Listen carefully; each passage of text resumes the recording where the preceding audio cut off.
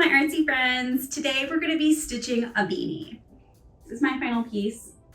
I encourage you to use the colors that you like. All right, I'll see you in there. Let's get started. So we're going to start with our water-soluble stabilizer. I'm just peeling this off. I already cut it out, and so I'm going to place this on the beanie where I'd like to stitch. So I'm going to stick this on here. Again, these dissolve in water, so I'm going to stitch right over it. So I'm going to come up through the back, down through the front. I'm going to start with a back stitch. This is also considered a fern stitch. You may see it like that elsewhere, but ultimately we're just doing a back stitch. We're going to come up, and then I'm going to go back down and share that same hole from my previous stitch. And I'm going to do that for this entire stem. I do want to note that I'm using 3 of the strands for the floss. So keep in mind, you can use the whole floss. You can use 2 or 3. It is totally up to you how thick or thin you'd like this to appear. How much floss you use can impact the overall look of your piece. So again, I'm using 3 here, and I'm going to go ahead and finish out this stem, and then I'll speed up a little bit and catch you on the next piece.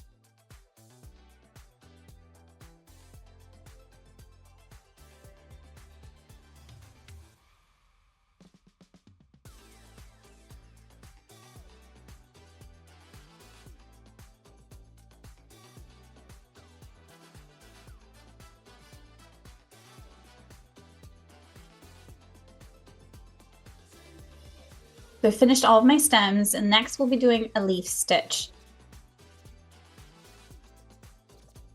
So I'm going to come up through the back.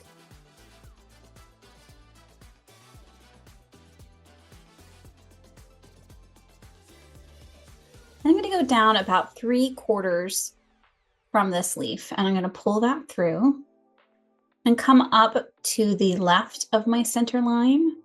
And then I'm going to be crossing over that and going just below it. There we go. Cross over to the opposite side, just below where that initial middle stitch is. So I want to make sure that I'm crossing over to create that seam. Or I guess it's a vein. So I'm going to do the same thing on the right side. And then I continue to do this all the way through the leaf until I fill the entire shape. So I'm going to come up through the back. I'm going to cross over that center and come down on the opposite side. And that is our leaf stitch. I'm going to continue doing that, and I'll speed this up for you.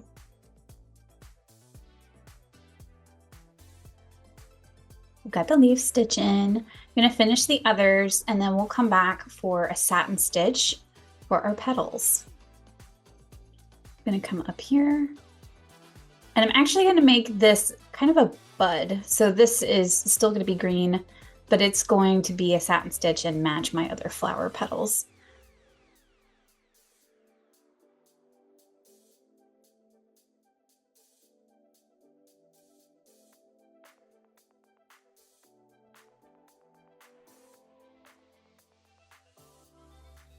So I'm mixing it up a little bit here. I am going to do a lazy daisy. So it's similar to a chain stitch. It's just detached. If you need help with these, please go back to my 101 class. I have plenty of videos there, including this, as well as the chain stitch. So I went up through the back and down in the same hole, and then I'm going to stitch it in place here. So I stop that loop by adding this stitch, and then I'm going to lock it in place by going over that loop.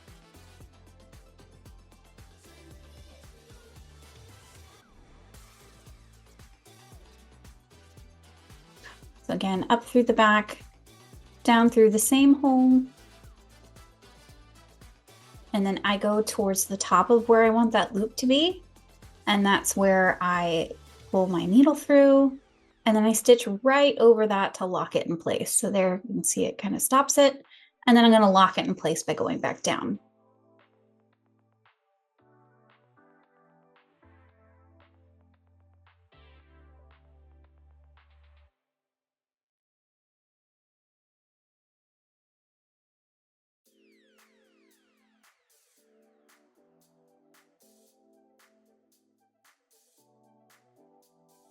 So I'm going to finish these buds and start, I'm using a white here.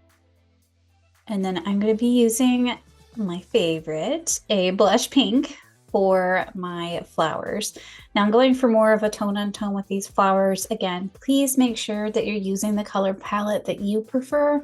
This can look so different just based on the colors that you choose. So I want to make sure that even though it's a pattern that's been supplied, it still looks like you based on your colors and your stitches. So I'm going up through the back, down through the front. This is the satin stitch, so we're going to go side by side by side and fill in that shape. So I'm actually going to separate this out a little bit. So as I mentioned, I like to kind of split my shapes to keep them a little more symmetrical. So that's all I'm doing here is I'm kind of giving myself guidelines so that when I start stitching, it doesn't get too wonky. Now, this is very type A of me. If you're a little more type B and you like it a little squirrely, go for it. You can go side by side by side.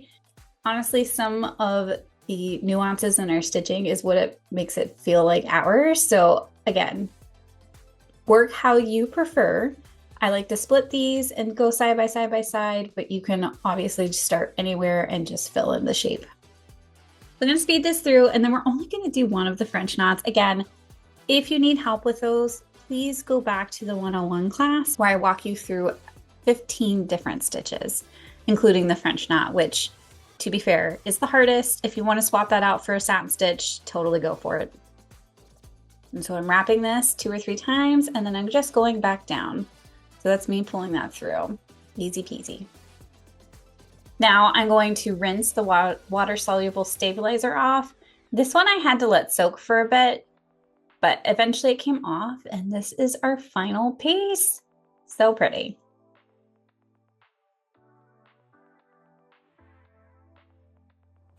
Key takeaways. Be sure to use the colors and stitches that speak most to you. If you like a certain palette, go for it. If the French knot is giving you trouble, opt for a satin stitch instead. Ensure you dissolve your water-soluble stabilizer completely to avoid any dark lines showing through on your lighter threads. If you have existing pieces, those are the perfect ones to use versus buying something new. I'll see you next time. Happy stitching!